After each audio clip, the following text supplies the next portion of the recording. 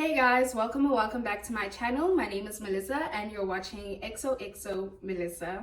Just before we continue, please go ahead and like and comment on the video, subscribe to the channel, and let's get into it, okay? But before we do that, I have a disclaimer that this video might include triggering topics such as mental health issues.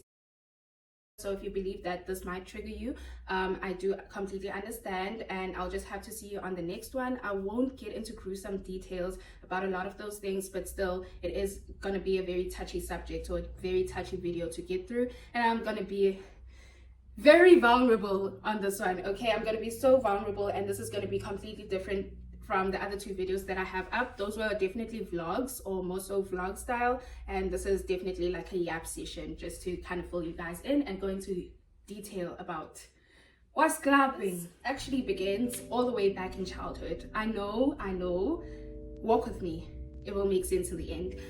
Basically from the ages of 4 to 14 years old, I moved around a lot. I moved to different neighborhoods, different towns, different cities, and eventually different provinces as well. This meant that I was always the new girl in town, I was always the new girl in school, and it made me more adaptable that, you know, whatever environment I'm put in, I not so much try to fit in, but more so not to stand out as much in the environments that I'm put in. And this is true to this day. I am definitely a very adaptable person. You put me in any environment and I will thrive. However, that does have its negative impacts, because to this day I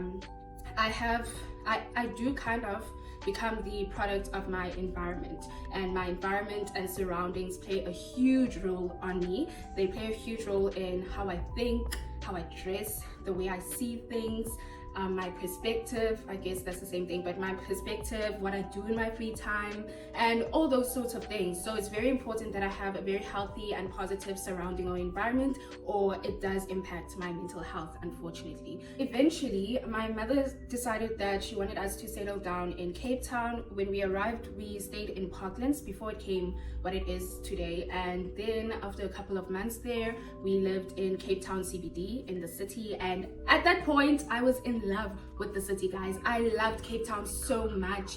Cape Town owed me nothing. Like, I was living it up. I was so, you know, but then that was very short-lived, because at the 8-month mark of us moving to Cape Town, my mother decided we were going to stay in Khayelitsha, and because I thought this was a temporary move, it really didn't mean anything to me at the time. I was like, okay, we're just gonna stay in Khayelitsha for a little bit and then we bounce.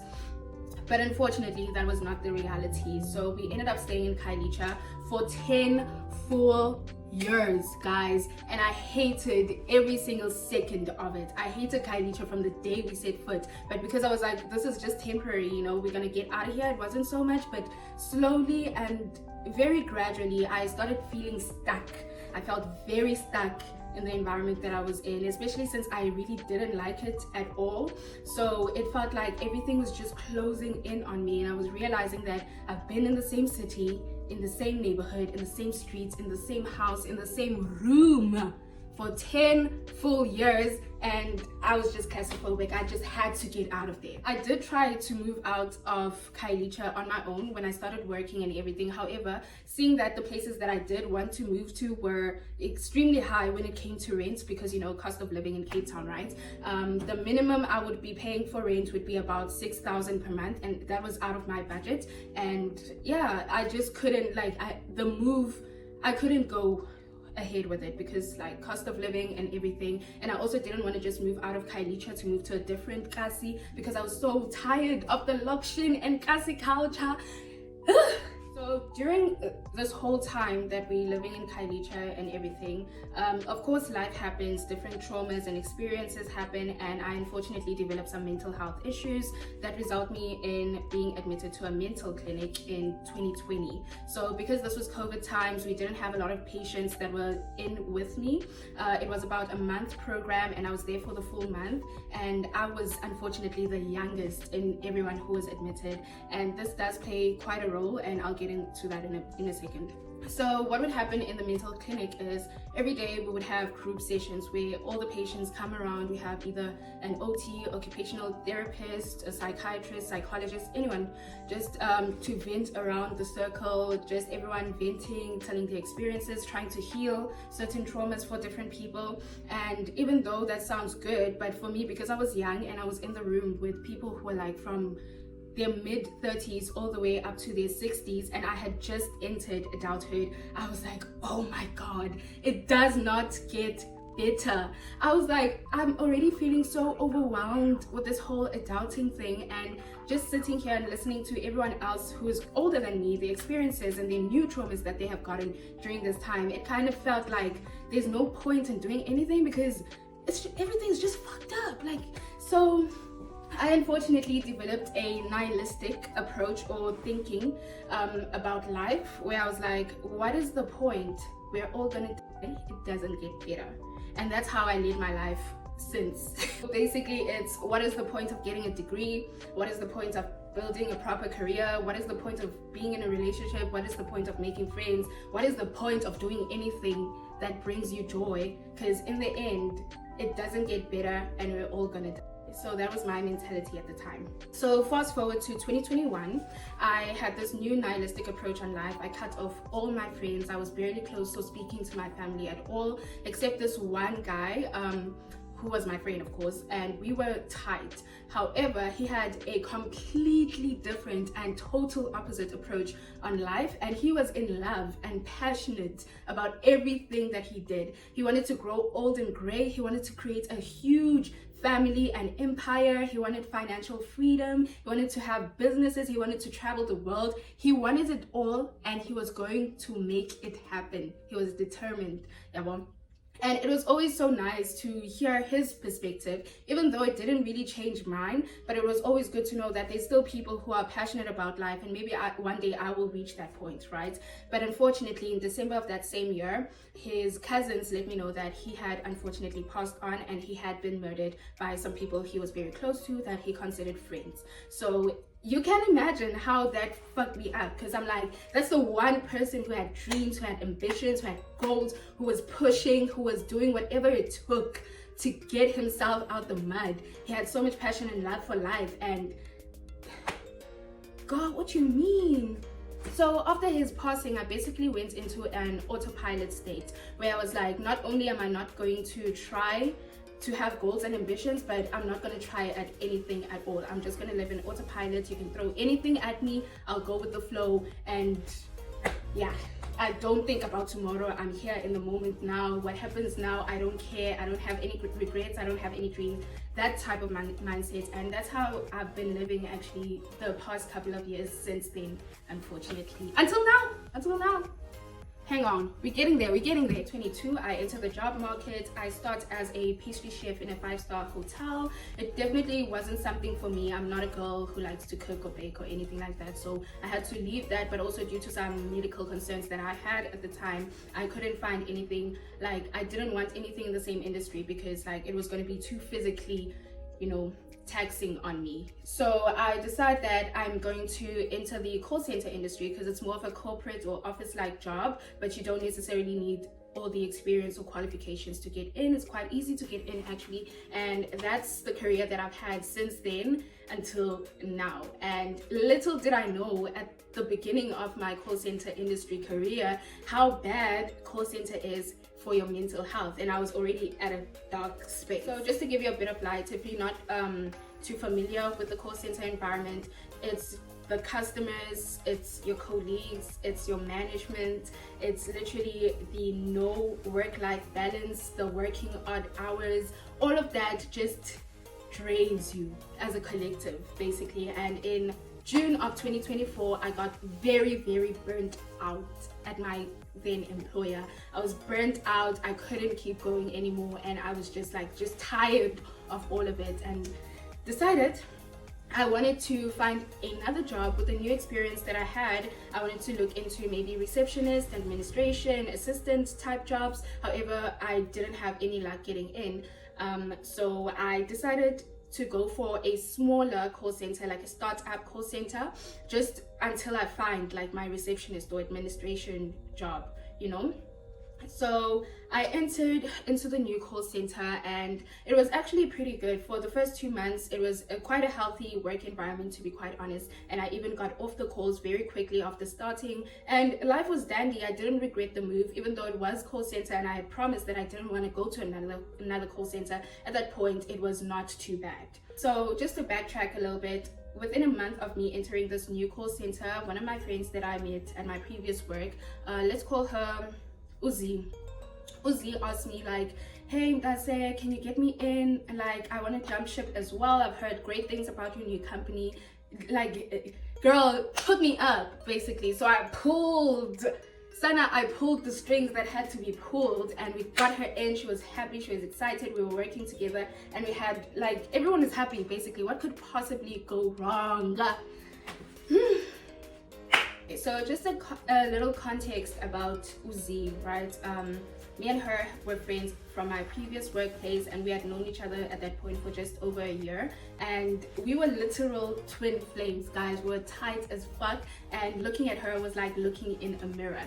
We didn't look alike at all, but like our perspectives on life or views on different things, the way our quirks, our little side eyes, finishing each other's sentences, understanding each other's jokes without saying a word, like our intelligence, literally everything. And it was a little bit scary because we had totally or completely different histories or experiences. However, we somehow seemed to turn out a little bit exactly the same, like we were the same person, basically. Fast forward to November of 2024, this new job has now taken on all those toxic traits that I was running away from my previous job, and I was like, oh my god, this is why I didn't want call center. I was honestly like just going through the most at work, my personal life. I just had a lot going on. And then in November of 2024, my mother's aunt, which is my grandmother, she falls very, very ill and unfortunately passes away at the end of November.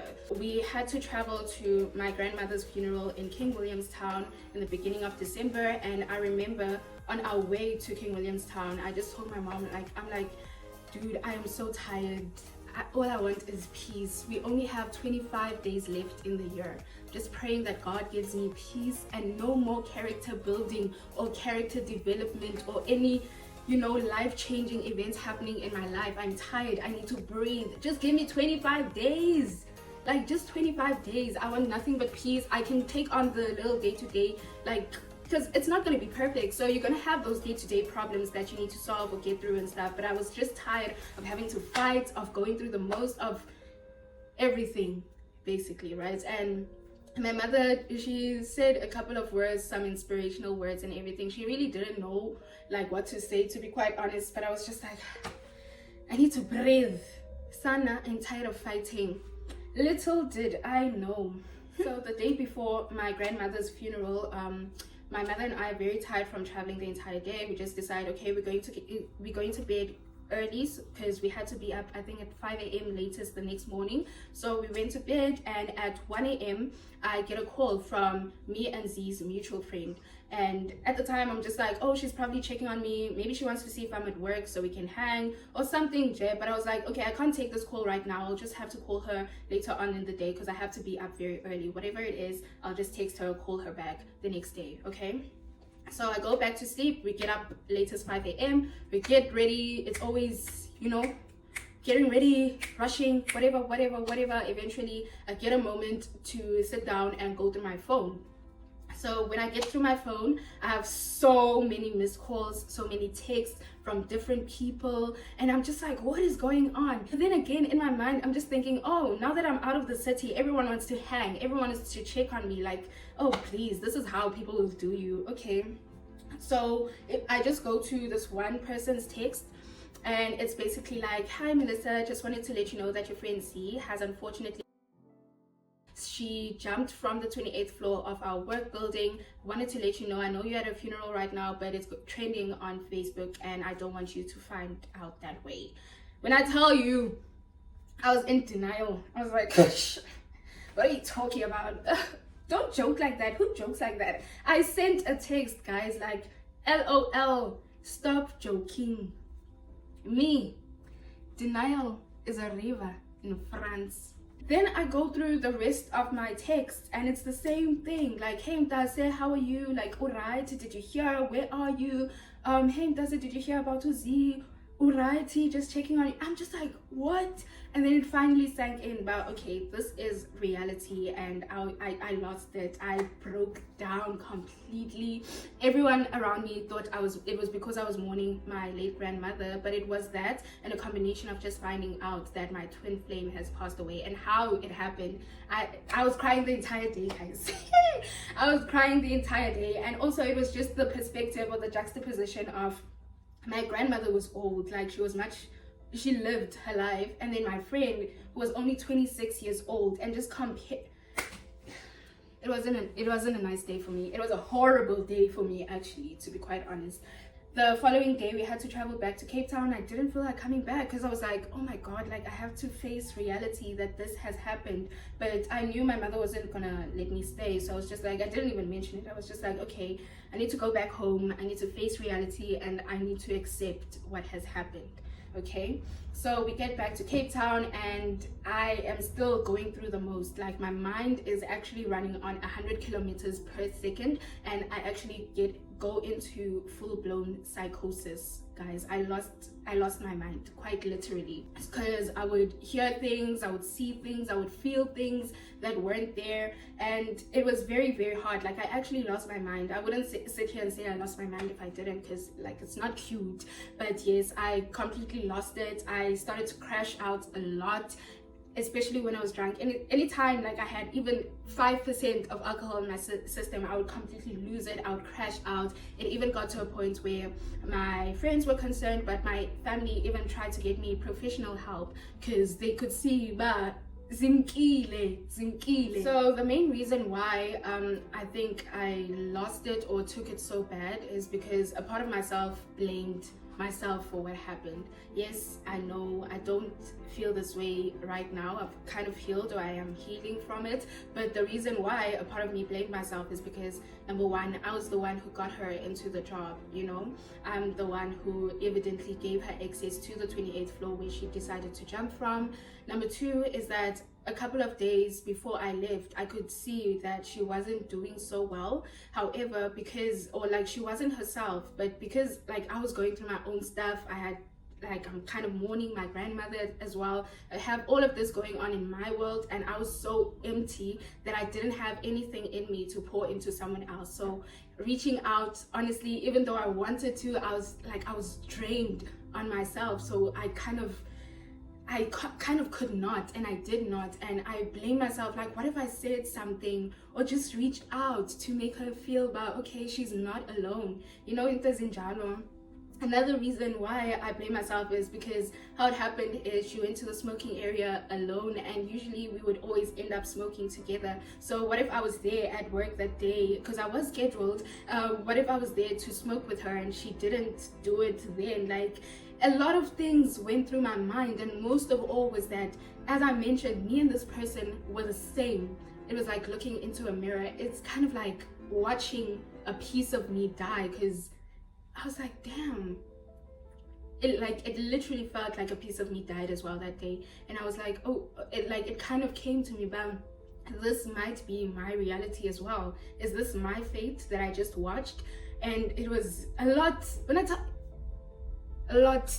And during this time when I was completely gone, like I was gone. I couldn't speak, I didn't have any words, I couldn't smile, I couldn't laugh.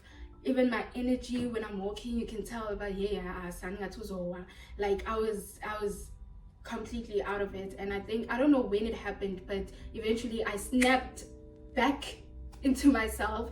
And I kind of started thinking of, if me and this person had the same point of views, we had the same perspective on life, we had kind of the same way of doing things in life, then is this not the way that I will eventually end, or that would be my demise? Because it's not good for your mental health to continue living like that, and I didn't want that to be true for myself. So I basically snapped, and I was like, you know what, I'm going to change my entire life forever.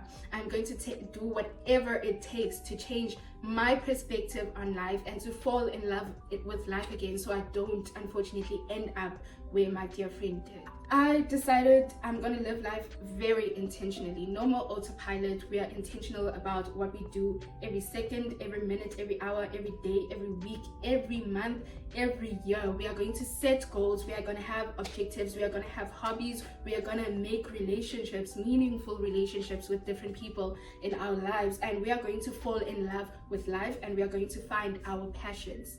And that is where I'm at. So the first step for me to do this, as mentioned, was removing myself from the toxic environments, because environments and my surroundings affect me. So the first step for me was dropping the job. Like, I was already tired of the call center environment, and staying there any longer would just, like, so I just resigned, and I vowed to myself, and you guys will hold me accountable, I vowed to myself that I'm never going into call center again. And secondly was to remove myself from the toxic living environment that I have found myself in. So the people I was living with, love them to bits, very healthy households that we had. However, the house itself was very, very cold, and I'm not going to get into that, but also just being elokishini in Cape Town, because there's a difference between Ikasi as a Cape Town versus a Yasemundi, which is where I'm at now. And just all of that, I had to leave all of that behind. I had to leave all that fear, all that go, all that, so that is why essentially I decided to drop the job, leave everything I know and love in Cape Town, and just come to East London to find peace, to find myself, to find my passion, and to fall in love with life again. And this channel is definitely dedicated to my growth. You guys will have the pleasure of watching me do it, and I hope you guys will join me on this journey to fall in love with life again. And yeah, that's all for today, guys. Signing out, XOXO Melissa.